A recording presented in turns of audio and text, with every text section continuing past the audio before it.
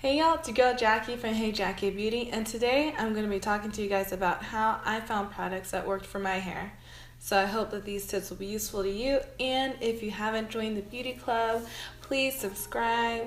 Love to have you guys, and yeah, let's get into this video.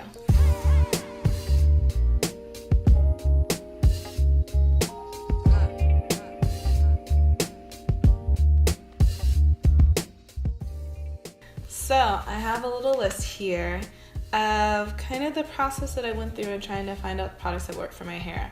And I will say I kind of used this method both when I was relaxed and when I was natural. For the first tip that I have is sadly trial and error. You're gonna have to try products and you're gonna have to try some that are just gonna be crappy and won't work and will sit on your hair or make your hair feel super greasy, or even some products that start and seem like they're going really well but then end up just flopping completely. Just try products, try lines. I recommend trying collections, like entire collections. So if a product line has, a shampoo, a conditioner, deep conditioner, and styling products, like try them all together. And I know that for some product lines that can end up being a pretty penny, but there are product lines that offer travel size options or product bundles.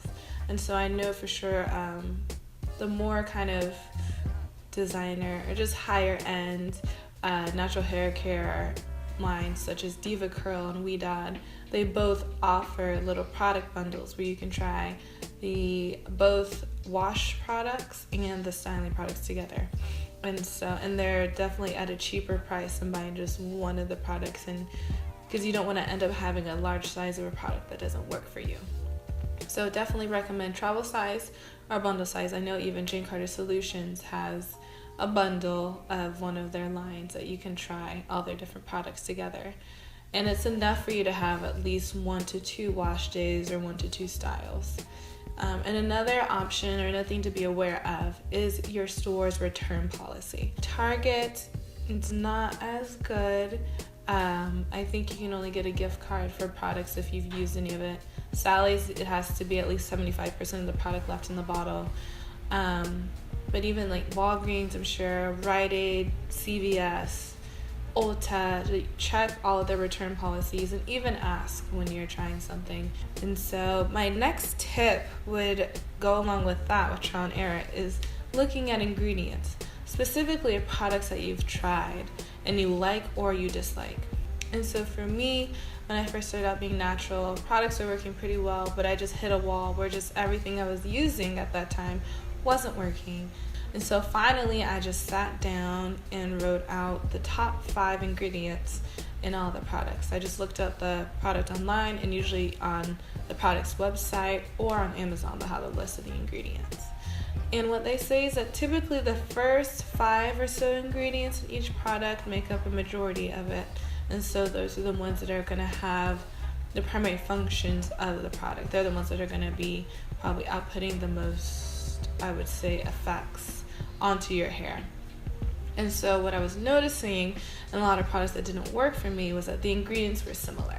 So I recommend, and I had a list of just products I have tried from all these different lines, Shea Moisture, Dark and Lovely, Weedad, Jackei Solutions, Camille Rose, just a whole gamut, curls, all of them. I wrote out every product that I tried and whether or not I liked it or not, and just kept that list. And that is what led me to the coconut water line, because when I realized that my hair didn't like certain ingredients, I then would just type in Google, like, do shampoo without this ingredient, or shampoo with this ingredient, or conditioner, and those are some of the products that came up. And so the next tip that I have is to know your hair type. And no, I am not talking about your hair texture. Your texture, I'll say this, I strongly believe that you cannot buy products based on your hair texture.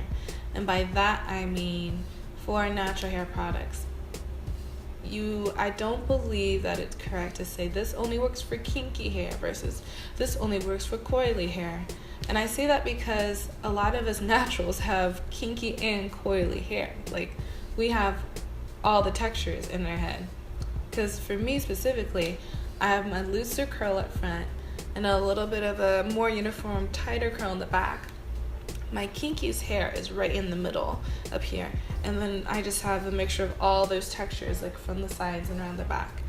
And so for me, it doesn't make sense to just buy a brand that only works for coily hair, because I also have kinky hair too, and vice versa. And I have tried product lines that say this works for kinky hair, and it didn't work at all. We're just, because of the ingredients, it didn't work at all. And so when I'm talking about hair type, I'm talking about getting an understanding of your hair porosity, whether or not you have high, medium, or low porosity. Finding out about your hair density, whether you have a lot of hair follicles on your scalp or not as many. Whether the strands of your hair, whether they are coarse, which is thick, or whether they're fine, which is thin, or whether they're in the middle.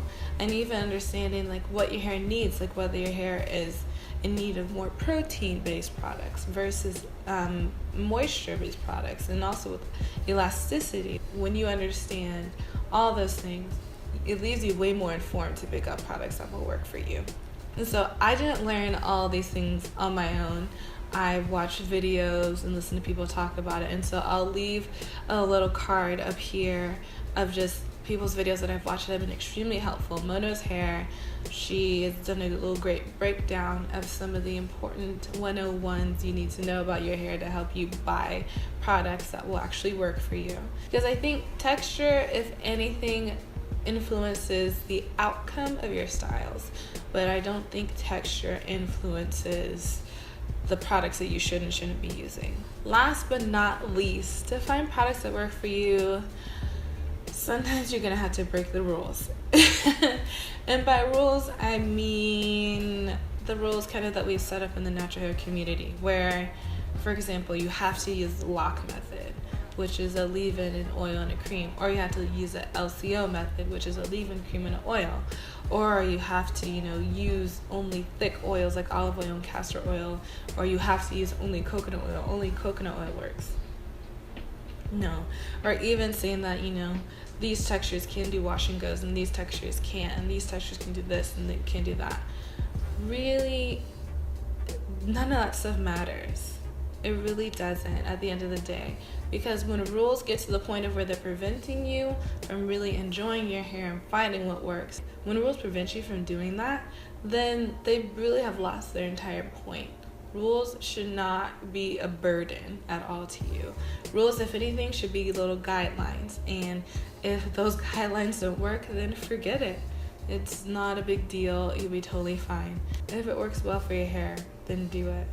So yeah, that's it. If you guys have any additional suggestions or any other tips on how you found products that work for your hair, leave them down in the comment section below.